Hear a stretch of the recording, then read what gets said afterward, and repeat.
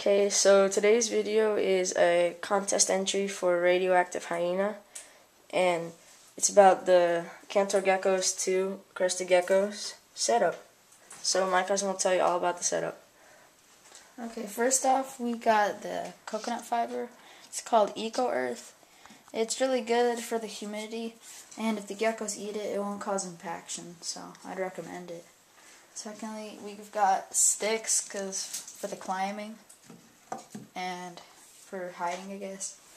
And then we got vines because it's really fun for them to hide and climb in it.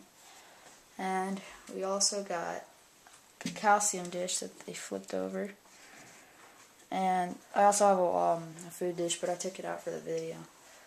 And the two Crested Geckos right here, Berry, the yellow flame, and Mocha, the Halloween morph.